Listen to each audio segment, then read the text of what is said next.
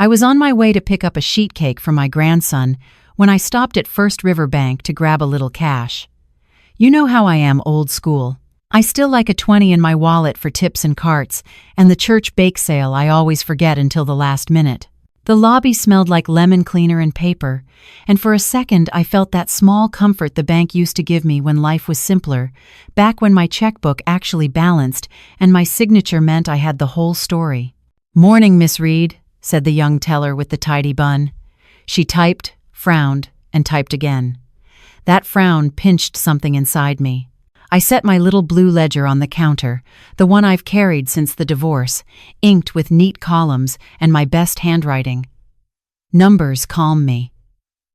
Numbers tell the truth, even when people don't. "I'm just taking out 100, I told her, light as I could.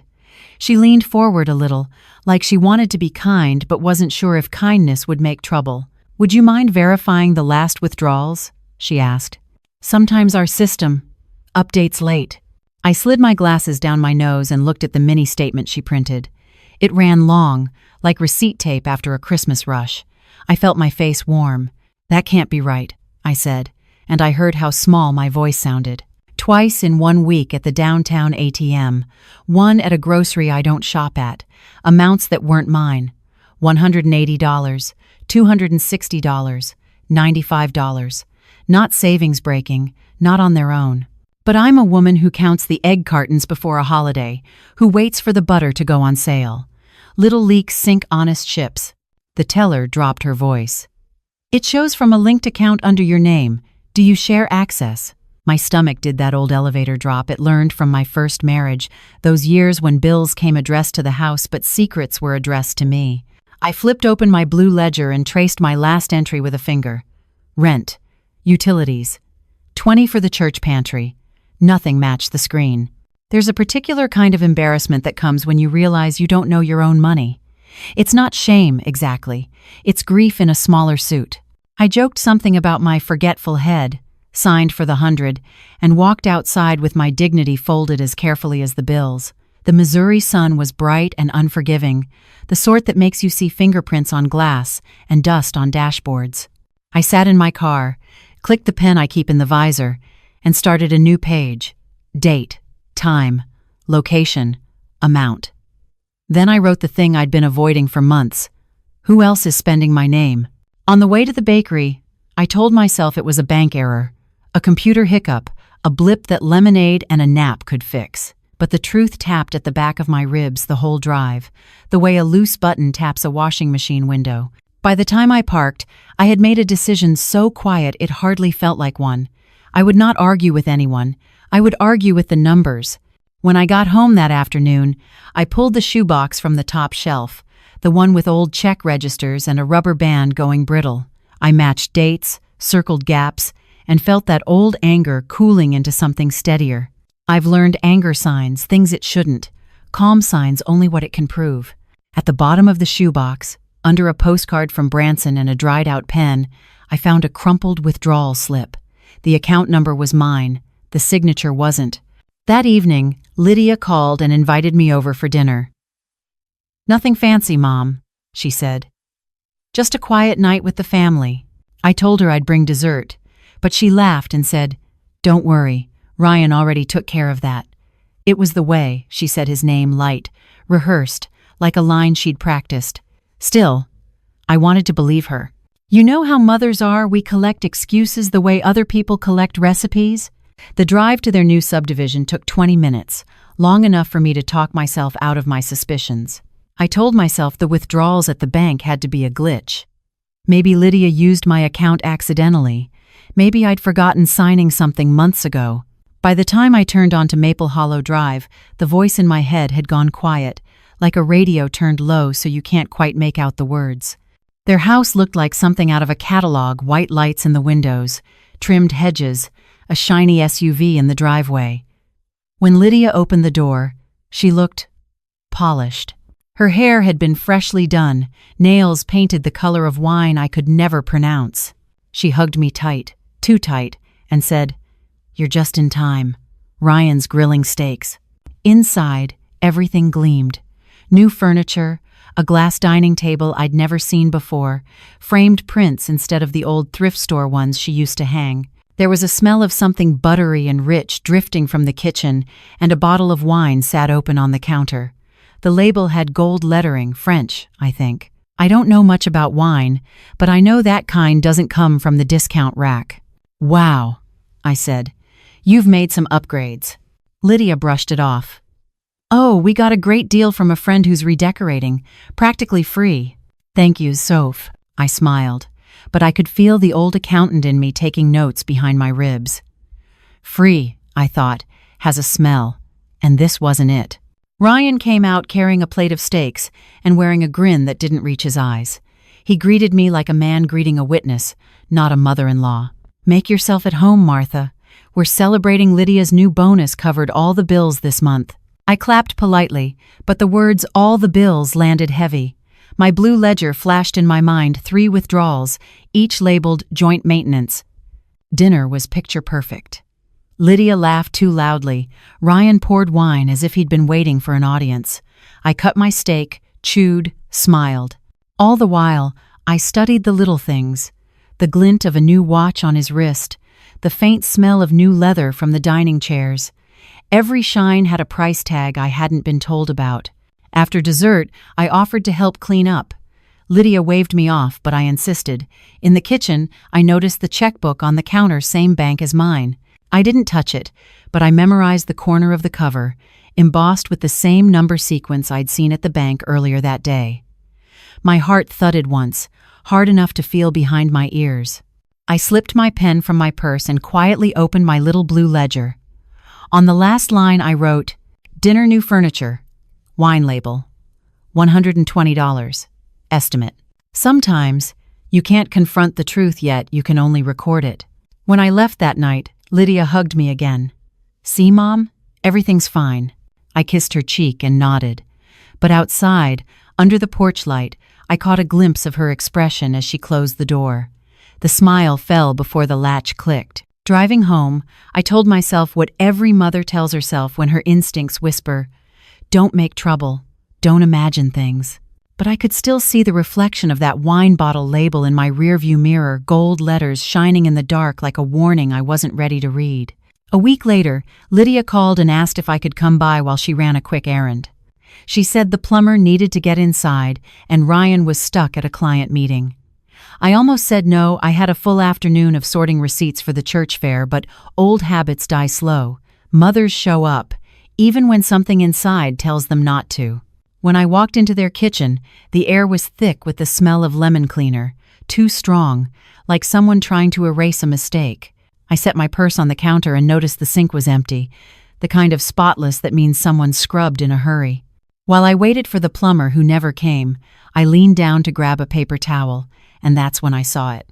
There, behind the cleaning spray and a half-used sponge, was an envelope tucked under the pipes. The edge was damp and curling, like it had been there a while. I pulled it out without thinking. Across the front, written in Lydia's handwriting, were the words, "Mortgage payment. Read Mom." For a moment, I just stared. My name in someone else's budget. The envelope had already been opened, the flap torn clean. Inside was a receipt from their mortgage company, dated last month, paid with an electronic check from my account. My signature, except it wasn't mine. I sat down at the kitchen table, the same one where we'd eaten steaks and pretended everything was fine. The receipt trembled in my hands, or maybe it was me trembling. I remembered the 3 withdrawals from the bank and the wine with gold lettering, and suddenly all the polite explanations I'd rehearsed sounded like lullabies sung to a sleeping fool. I didn't cry. I think I was past that. Instead, a strange calm slid over me, like stepping into cold water after a burn. I reached for the pen in my purse, blue ink, same as always, and opened my ledger. I wrote, "Envelope under sink, mortgage payment withdrawn electronically, signature mismatch."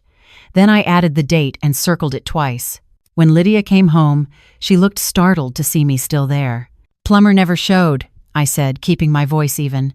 "Oh, weird," she replied, too quickly. "Maybe he mixed up the address." She bent down to throw something away and froze for half a heartbeat when she saw the empty space beneath the sink. "Lose something?" I asked. She smiled, brittle as glass. No, just organizing. I nodded, closed my ledger, and tucked it into my purse. I didn't show her the envelope. Not yet. I'd learned long ago that people lie best when they think you don't have the evidence. On the drive home, I kept replaying the words on that paper, "Read, Mom." It wasn't cruel, not exactly, but it stripped me of a name.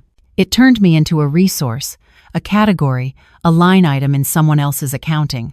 By the time I pulled into my driveway, the sky had gone gray, and the first drops of rain began to fall, slow and deliberate, like they knew what they were washing away. I sat there, listening to them hit the windshield, steady as a metronome.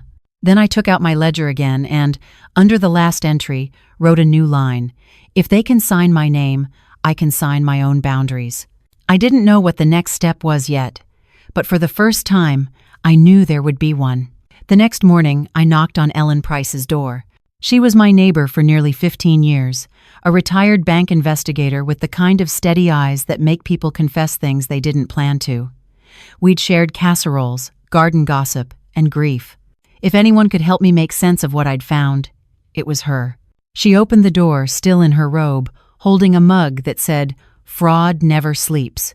When I told her I needed to talk about something financial, she didn't even blink. "Come in," she said. "Truth tastes better with coffee." I spread the envelope and the copy of my bank statement across her kitchen table. She studied them like a detective examining a crime scene, not rushing to fill the silence. That's what I liked about Ellen. She respected the weight of discovery. "Finally," she said. "Martha, you're not crazy. They're moving money under your name. It's small enough to stay under the bank's radar, but regular enough to look intentional." I exhaled for what felt like the first time in days. "So what do I do?" "I don't want to call the police. Lydia's my daughter." Ellen nodded, the way only someone who's seen both fraud and family can. "Then you treat it like an audit, not a war. Stay calm, collect proof, confirm facts before confrontation." She grabbed a yellow notepad and wrote in big block letters, 3, C, calm, collect, confirm. "First," she said, "you stop reacting. No yelling, no accusing, no crying. That's calm. Second, you gather evidence every withdrawal, every signature, every purchase that doesn't match your habits. That's collect. Third, you confirm it quietly with bank officers, with timestamps, maybe even with photos if needed. That's confirm. When you have those three, you'll know what's true and what's just fear." I copied her words into my blue ledger like scripture. She smiled at that. "You'd be surprised," she said, "how many people lose their case because they confuse emotion with proof." She reached into a drawer and handed me a small blue binder clip, the kind accountants use to keep stacks together. "Here," she said, "for your receipts. Start your own evidence file. Date everything. You're not building a fight, Martha. You're building clarity." I wanted to cry, not from sadness, but from relief. For weeks I'd been drowning in confusion, and here she was handing me a lifeline shaped like a list. Before I left, Ellen placed a hand on my shoulder. "And Martha," she said softly, "don't warn them. People tidy up lies when they know you're watching. Let them think you're just being helpful." That night, I sat at my kitchen table with a cup of tea and started my own incident log. I wrote down every strange detail I could remember: the furniture, the wine, the envelope, the missing plumber. Then I stapled a copy of the receipt from under their sink and the photo of the withdrawal slip from my shoebox. I labeled the first page, Case, Read Account, Personal Verification Only. It felt strange, giving my own life a case number, but also powerful, like naming a storm so you can track it. When I was done, I clipped the pages together with Ellen's blue binder clip and placed it inside my ledger. The sound it made when it clicked shut was small but final, like a lock engaging. For the first time in a long while, I didn't feel like a victim waiting to be fooled. I felt like a woman taking attendance of her own life. Before bed, I added one more line under the date. Tomorrow. Stay calm. Observe everything. Numbers first, feelings later. A few days later, Lydia called again. Her voice sounded small, like she was trying to make herself 12 years old again. "Mom," she said, "can you come over for dinner? Ryan wants to apologize. We've had some misunderstandings lately. I hesitated. My gut said no, but my heart, well, hearts never learned math. Hearts always forget what the numbers already proved. So I said yes. When I arrived, the house looked the same as before, except quieter. The lights were dimmed, the music soft, and Lydia met me at the door with eyes that looked swollen from crying. "I've been so stressed," she said. "You were right about the money. Ryan's been reckless. He wants to make it right." Ryan stood in the kitchen, sleeves rolled up like he was ready to repent. He looked different, less polished, more human, or maybe just more rehearsed. "Miss Reed," he began, "I owe you an apology. I took some financial shortcuts. We were behind on the mortgage and I panicked. I thought I'd replace the money before you even noticed." He reached into a drawer and pulled out my ATM card. "My card. I shouldn't have used it," he said, placing it on the counter like a peace offering. My first instinct was to snatch it, but I didn't. I took a breath, remembered Ellen's 3C, and stayed calm. "Thank you for your honesty," I said. "But from now on, everything goes through Lydia. I trust her judgment." Lydia wiped her eyes and nodded quickly. "Yes, Mom. We'll manage it ourselves. You don't need to worry anymore." The apology dinner turned out to be simple chicken casserole and a store-bought pie. I wanted to believe it. The quiet, the contrition, the way Lydia squeezed my hand when she walked me to the door. Maybe the worst was over. Maybe my daughter had chosen honesty over loyalty to a liar. On the drive home, the relief felt heavy, like a blanket that was too warm. I told myself I could stop writing in the ledger now. Ellen would say, "Wait for confirmation," but I was tired of being suspicious. I wanted my life back. That night, I placed the ATM card in my wallet and closed my ledger for the first time in weeks. It felt like closing a chapter, maybe even forgiving. I made a cup of chamomile tea, turned on an old movie, and told myself to let go. But peace has a way of testing you. The next morning, my phone buzzed with an alert from the bank. I almost didn't look, thinking it was another routine balance update. But the subject line caught my eye. Withdrawal, $800. My chest went cold. I opened the message, and there it was, same linked account, same downtown ATM, timestamp 9:47 p.m. last night. The exact hour I'd been eating pie and telling myself everything was fine. I stared at the screen for a long time. Then I opened my ledger again. The pages felt heavier now, as if they were tired of being closed too soon. I flipped to a fresh sheet, drew a line down the middle, and wrote on the left, "Apology dinner." On the right I wrote, "Test failed." Sometimes, the cruelest lie isn't the one someone tells you, it's the one you tell yourself to keep the peace. That afternoon, I called Ellen. "You were right," I said. "Calm, collect, confirm." She sighed, the kind of sigh that understands disappointment without judgment. "All right," she said. "Then it's time to start part 2 of the plan. You don't stop being kind, Martha. You just stop being easy."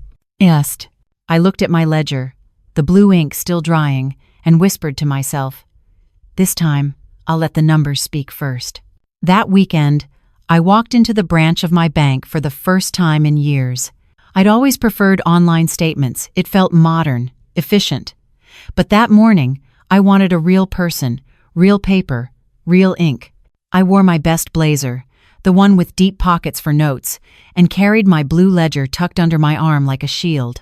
The young teller greeted me with the kind of smile people reserve for customers who still balance checkbooks by hand. "How can I help you today, Mrs. Reed?" she asked. "I'd like to review recent withdrawals," I said. "And I'd like a printed record, every transaction from the past 2 months." She clicked around her screen, oblivious to how my heart was pounding. When she handed me the stack of papers, I took a seat at the side table and started reading line by line. 3 transactions jumped out, each matching Lydia's zip code, each within hours of our dinners or emergency calls. I circled every one with blue ink. Then, at the bottom, I saw a name I didn't recognize. Reed Family Shared Account. Secondary user, L. Williams. Williams. Lydia's last name. My daughter had added herself as a secondary user, without my consent. I must have gone quiet, because the teller hesitated. "Mrs. Reed, is everything all right?" I need to speak to someone in fraud prevention, I said calmly, though my hands were trembling. A man in a dark gray suit appeared within minutes. His badge read Benjamin Hart, Account Security. He guided me into a private room with frosted glass walls and offered me water. I gave him my ledger, my notes, and the printed statements. I spoke clearly, slowly, like I'd practiced. He listened without interrupting. When I finished, he said, "You've done half my job already. These notes are meticulous." He explained how the shared user access had been added using a digital signature that mimicked mine but was uploaded from an IP address in another county. "If you confirm this wasn't you," he said, "we can start a fraud hold immediately." I signed the affidavit right there. As my pen hit the paper, something inside me steadied. For months I'd felt like I was losing pieces of myself, trust, confidence, even my name on my own money. But that signature felt like reclaiming all of it. Before I left, Benjamin handed me a folder with a summary of next steps: freeze wire transfers, enable dual verification, and set a verbal password for all account access. "You'll need to tell your family you're tightening controls," he said. "It can cause tension." I smiled faintly. "Tension's already here. I'm just adding structure." "It's no round." When I got home, I set up a small desk by the window, stacked the folder, the ledger, and Ellen's blue clip neatly beside one another. I labeled a new section, Phase 2, Containment. That evening, Lydia called again. "Mom, did you get a weird message from the bank?" she asked, her tone casual but tight. "I did," I said evenly. "They called to confirm security changes. From now on, I'll be the only one authorizing withdrawals." Silence. Then, "Mom, that's really inconvenient. I thought you trusted me." "I did," I said softly. "Trust doesn't mean no boundaries. It means clear ones." She started to protest, but I didn't argue. I simply said, "If there's something urgent, send me documentation first." After I hung up, I felt the kind of calm that doesn't come from forgiveness, but from control. I looked at the stack of papers on my desk, the proof, the plan, the quiet strength of procedure, and whispered Ellen's rule under my breath. Calm, collect, confirm. That night, I slept through till morning for the first time in months. No dreams, no alarms, no second guessing. Just silence, the good kind. The kind that means the storm's been named and finally has a direction. 3 days later, Lydia showed up at my door without calling first. She'd never done that before. Her smile was the kind that didn't reach her eyes too bright, too fast, like a light bulb about to burn out. She was holding a folder and a grocery bag, and she said, "I thought we could have lunch and clear the air." I should have said no. But I was curious to see what clearing the air looked like from someone who'd been draining mine of oxygen for months. So I let her in. She started unpacking deli sandwiches, talking too loudly about nothing: traffic, weather, the neighbor's new fence. I watched her hands. They trembled just enough to betray her composure. Finally, she set the folder on the table. "Mom, Ryan and I found a solution," she said. "We want to transfer the account to a joint family trust. It'll protect your assets and simplify bills. The banker even said it was safer." She slid a few printed pages toward me. Legal-looking, clean fonts, my name neatly typed on the signature line. "Who's the trustee?" I asked, pretending to scan casually.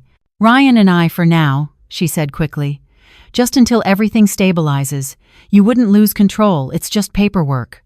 Her words were smooth, but my stomach twisted. I'd seen enough just paperwork to know those are the words people say right before they take something they can't earn. I looked down at the page again and noticed something subtle, a faint smudge near the bottom corner, like a copied signature. Not mine, but close. It wasn't a draft. It was a test run. "Do you have a pen?" she asked. I smiled. "I do." I reached for my purse and pulled out my blue pen. I opened my ledger to a blank page. "Before I sign anything, let's list what we're agreeing to," I said. "Date, terms, who benefits, who retains control. It helps me remember details." Lydia hesitated. "Mom, that's really unnecessary." "Oh, I insist," I said, keeping my tone even. "You know how forgetful I am with paperwork."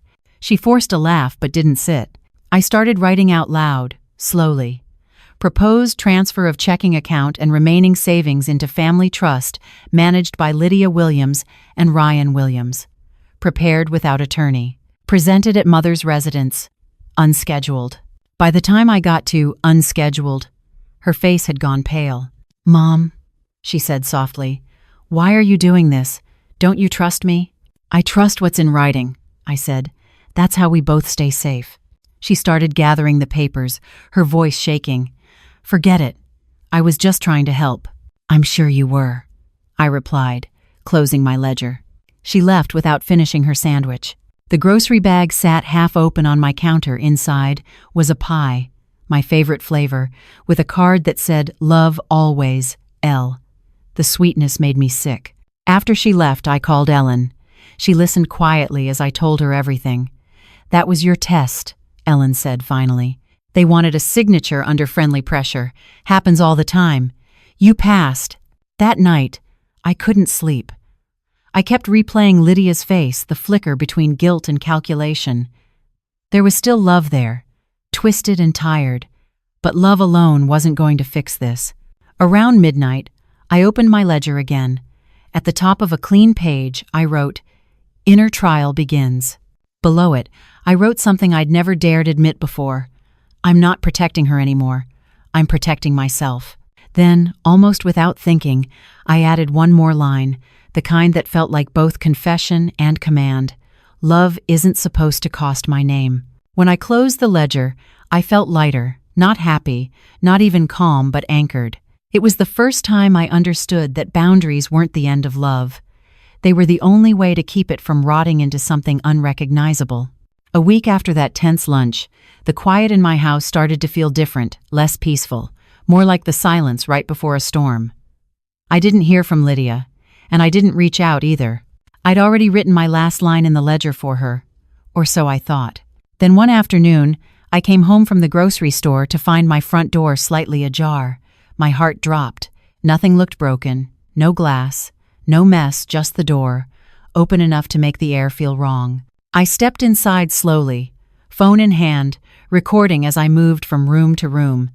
The living room was untouched, same neat cushions, same clock ticking too loudly. But when I reached my study, I saw it immediately. My blue ledger was gone. That book wasn't just paper. It was my record of everything, the transfers, the calls, the dates, the phrases Lydia used when she wanted to sound innocent. Losing it felt like losing my own memory. I called the police. The officer who came was kind, young, maybe early 30s. He took notes, looked around, and said there were no signs of forced entry. "Anyone else have a key?" he asked gently. "My daughter," I said. My voice didn't shake, but my hands did. He nodded slowly. "I'll file the report. You should also change your locks and notify your bank in case any documents were compromised." After he left, I sat in that room for a long time. The space felt empty in a new way. I realized I hadn't just lost a book. I'd lost my sense of safety inside my own home. That night, Ellen came over with soup and a small notepad. "Start a new one," she said simply. "They can steal your copies, not your truth." So I did. Page 1 read, "Ledger 2 post-incident." I listed the police report number, the missing items, the date. And then, because I knew she would probably read it someday, I wrote a message directly to Lydia.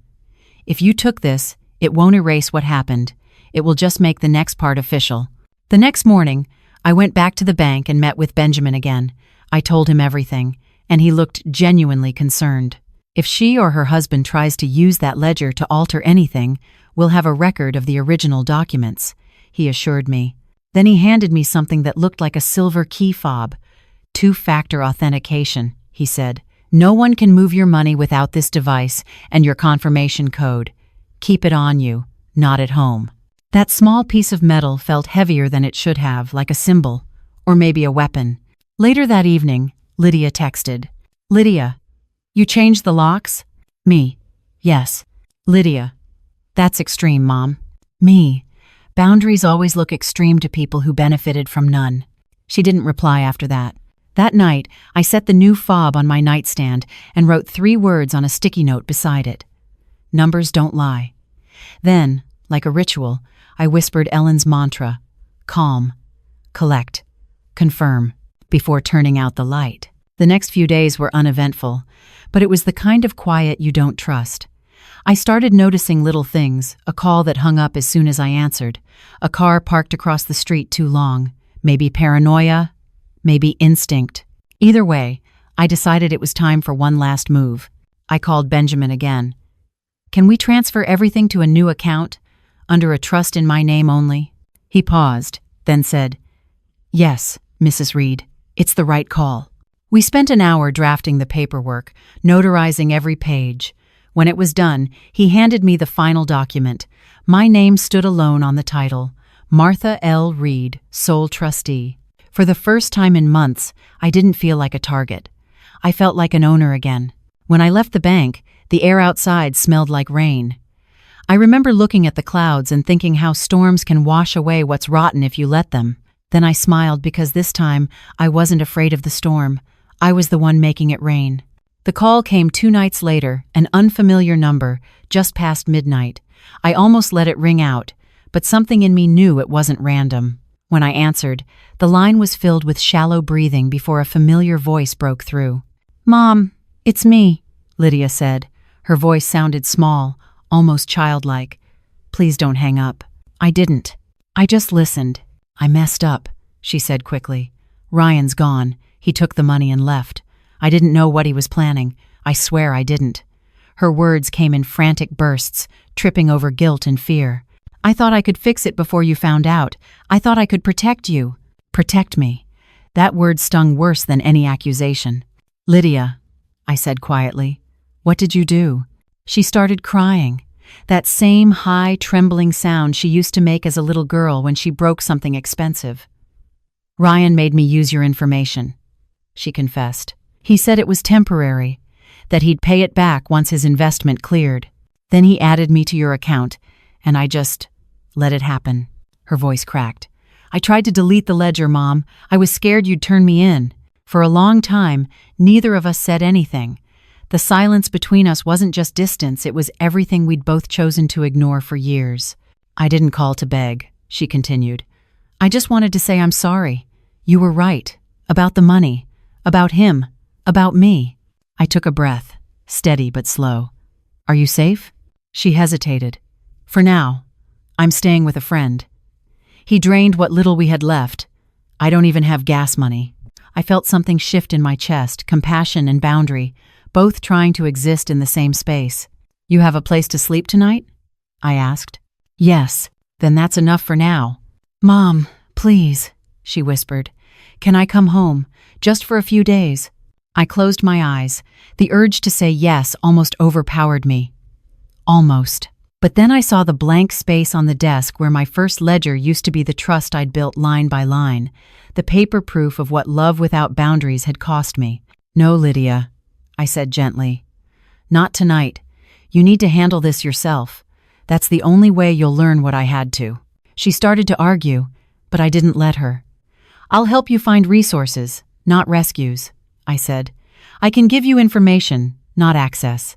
There was a long pause. Then she whispered, "I guess I deserve that." "Deserve's not the point," I replied.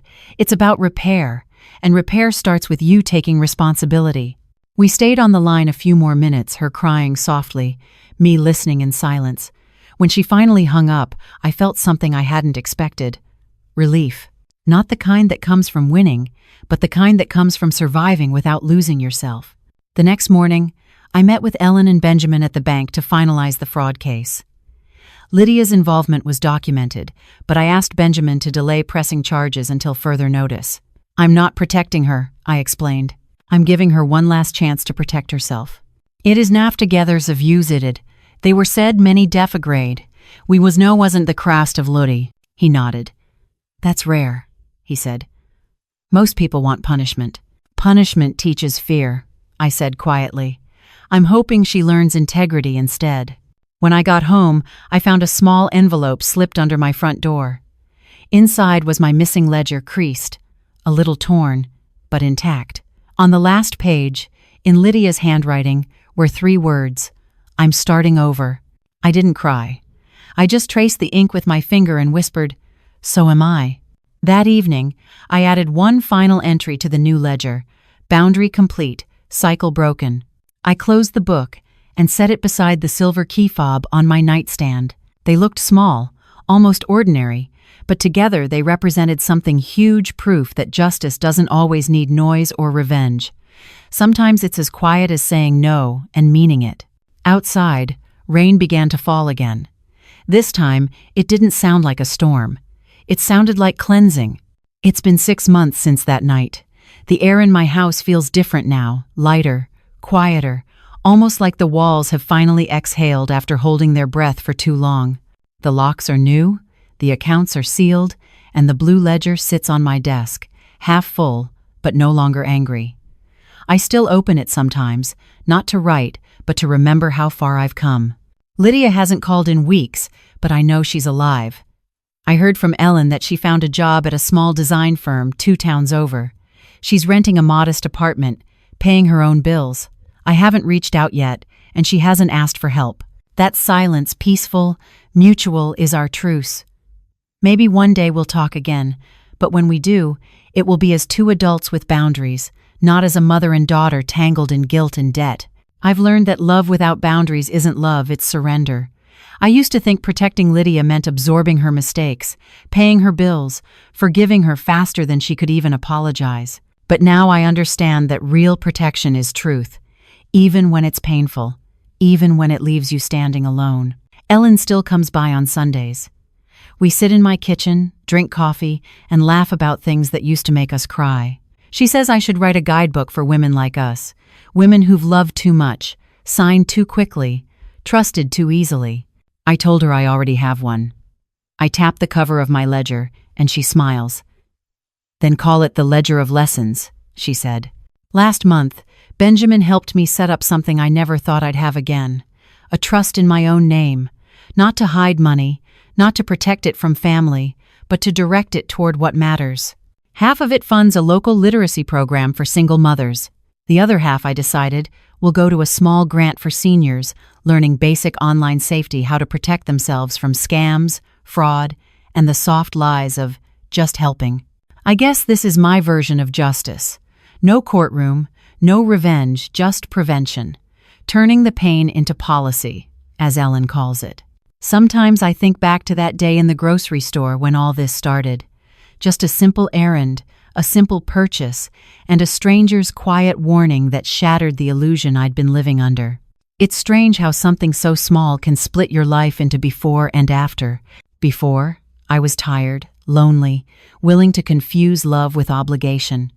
After, I became someone who measures care not by sacrifice but by respect. And I'll be honest, there are days when I still miss the old version of my life. The fantasy where Lydia was sweet and grateful, where we were close without complications. But then I remember that closeness was built on my silence, and silence isn't love either. Now, I speak my truth out loud. Even when no one's here to hear it, I say it anyway. My money, my name, my peace. The words sound solid, like stones under my feet. Yesterday, I found a small package in my mailbox. No return address, just my name written in Lydia's handwriting. Inside was a photo of her and a short note. "I'm okay, Mom. Thank you for finally letting me learn." I stared at that photo for a long time. Lydia looked older, stronger, less fragile. She wasn't the girl begging to be rescued anymore. She was a woman learning how to stand on her own, and maybe that was the truest apology of all. That night, I lit a candle by the window, not for mourning, but for closure. I whispered a little prayer, not asking for things to go back to how they were, but for both of us to keep growing in the right direction. Ellen always says, hot anger burns things down, cold anger builds something new. And she's right. What I built wasn't revenge, it was structure. A life that runs on clarity, not guilt. When I close my eyes now, I see the future like a clean ledger, no debts, no false credits, just balance. Maybe one day Lydia will fill her own pages with the same kind of honesty. Until then, I'll keep mine open, ready for whatever's next. Because the real ending isn't that I caught them or cut them off. It's that I finally stopped living small to make others comfortable. And if there's one lesson I'd pass on, it's this. Don't confuse love with permission. Boundaries aren't walls, they're doors that you decide who gets to walk through. It's been a full year now. Funny how time has a way of sanding down the sharp edges of even the hardest days. I still live in the same little house, but it doesn't feel haunted anymore. The new locks gleam when the morning light hits them, and the key fob from the bank sits on the hook by the door like a quiet guardian. Every part of my home feels like it belongs to me again because it does. Last week, I was invited to speak at the local community center. Ellen had recommended me to lead a short talk about financial awareness and emotional boundaries. I laughed when she told me, of all people, giving advice. But I went. The room was filled with faces that looked like mine, tired, kind women who had spent years giving until there was nothing left. I told them my story, not the dramatic parts, but the quiet ones, the little decisions that seem harmless until they aren't.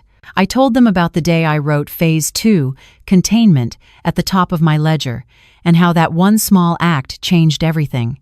They listened. They nodded. Some cried quietly. Afterward, one woman stayed behind. She told me her daughter's boyfriend had been using her credit cards temporarily. She hadn't said a word because she didn't want to lose her daughter's love. Her voice trembled when she asked, "How do you even start saying no?" I took her hand and said the same words that saved me. Calm, collect, confirm. Then I added, "You start by believing that your safety isn't selfish." That night, I drove home under a sky so clear it almost looked deliberate, like the world was rewarding me for telling the truth. When I walked into my kitchen, the smell of lemon cleaner and coffee grounds filled the air, a small, perfect kind of ordinary. I poured myself a cup of tea, sat at the table, and opened the ledger again. The last few pages are almost full now, not with transactions, but with lessons. Each entry has a date and a phrase, small truths that keep me anchored. You can love someone and still lock the door. Documentation isn't distrust, it's clarity. No is a complete sentence. Was now in repriever. The final entry, written in neat blue ink, reads, "Boundary maintained. Peace sustained." Sometimes, I wonder if Lydia will ever come back, not to my doorstep, but to herself. I don't know. And that's okay. My love for her isn't alone anymore. It doesn't depend on repayment. It just exists, steady and clean, the way sunlight lands on water. 2 weeks ago, I got another letter. This one postmarked from another state. Inside was a simple note in Lydia's handwriting. "I'm learning, Mom. I haven't touched anyone's money but my own in 6 months. I'm volunteering at a senior center now, teaching them how to spot scams. I thought you'd like that." No signature, no apology, just proof of progress. I smiled and slipped the note into the back pocket of my ledger. It felt right to keep it there, next to the evidence of everything we both survived. Sometimes I think back to the old days when I thought keeping the peace meant staying quiet. Now I know peace isn't something you keep, it's something you build. Brick by brick, boundary by boundary. On my nightstand, beside the fob and the ledger, sits a small framed card with the words, "Ellen gave me the day we closed the case." Hot anger signs, cold anger files. I live by that now. I file, not to hold grudges, but to hold ground. Next month, I'll start teaching a short workshop at the library. Nothing formal, just a group for women who want to learn how to protect their accounts, their time, and their hearts. We're calling it the Ledger Project. Benjamin volunteered to help with the paperwork, and Ellen promised to bring coffee. It feels poetic, turning the thing that once broke me into something that builds others. Before bed, I light one candle on the windowsill and whisper the same line I've whispered every night since the beginning. Love isn't about giving everything away, it's about knowing what's yours to keep. And for the first time in my life, I finally know what that means. It's funny how, when the dust finally settles, life doesn't shout, it whispers. It's been 18 months now, and I can finally say it. Peace has a sound. It's the hum of the kettle in the morning, the scratch of my pen against paper, the quiet sigh of a house that's finally safe again. Lydia visited last week. I didn't expect her. She just appeared on my porch with a soft knock and a small potted plant in her hands. The same kind of fern I used to keep by the kitchen window when she was a kid. She looked older, not in a tired way, but in the way that comes from doing your own heavy lifting. "I wasn't sure you'd open the door," she said. I wasn't sure either, I admitted, but I did. We sat at the table where everything had once fallen apart. The same chairs, the same soft afternoon light, but a completely different energy. Lydia didn't cry this time. She didn't apologize 100 times or reach for her old excuses. She just said, "I've been clean with money. I pay my bills. I even saved enough for taxes." I laughed. "Taxes? Now that's growth." She smiled shyly, like she used to when she brought home a good grade from school. "I learned something, Mom," she said. "I thought boundaries meant rejection, but they're actually structure. You gave me something to rebuild with." Her words hit harder than any apology could have. I didn't realize until that moment how much I'd been waiting, not for her regret, but for her understanding.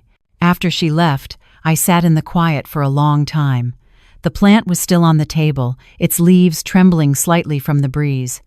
I reached out and touched the soil. It was moist and firm, alive but grounded. For the first time in years, I didn't feel like I was holding my breath for the next disaster. That night, I added one final entry to my ledger. The last page. Closure. She learned. I healed. Both of us grew roots. Then I closed the cover and slid it into the drawer. Not as evidence, but as history. Ellen came over the next morning, as she always does. We had coffee on the porch, watching the sun crawl up over the rooftops. She noticed the plant immediately. "She came by, didn't she?" I nodded. "She's okay." Ellen smiled knowingly. "Then so are you." We sat in companionable silence. She sipped her coffee, and I thought about all the versions of myself I'd been since this started. The woman who counted coins, the woman who doubted her instincts, the woman who found courage in blue ink.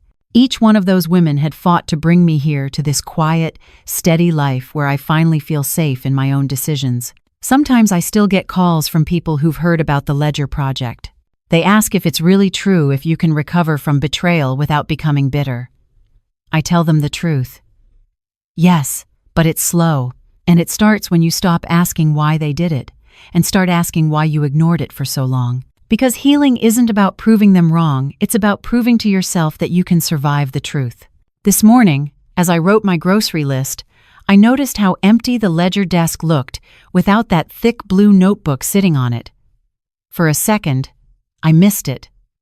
Then I realized I didn't need it anymore. I carry its lessons now not on paper, but in my habits, in the way I pause before reacting, in the way I can love Lydia without letting her cross the line. When I lock the door at night, I don't do it out of fear. I do it out of peace. It's not about keeping anyone out, it's about protecting what's finally whole. Before bed, I wrote one last thing on a sticky note and placed it inside the empty drawer. Boundaries aren't revenge, they're repairs. It's the truth that took me the longest to learn and the hardest to live. But now, every time I walk past that drawer, I know the work is done. The lesson isn't.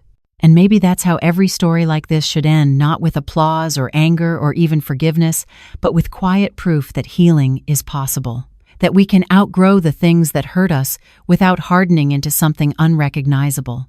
I don't need a ledger anymore to prove what I've lost or kept. The balance is in my life now, not on the page. And for the first time in a long time, that's more than enough. Boundaries aren't revenge, they're repairs. That's what Martha learned, and what so many of us forget when love and loyalty start to blur. You don't set boundaries to punish people. You set them to rebuild what's been broken. Your trust, your peace, your sense of self. If you've ever found yourself keeping quiet to keep the peace, remember, silence isn't safety. Clarity is. Boundaries are not walls. They're doors that only open when you're truly present. You can love someone and still lock the door. You can forgive without giving them the keys again. Here's how to start today. 1. Write down one sentence that defines what's yours to protect time, money, energy, or peace. 2.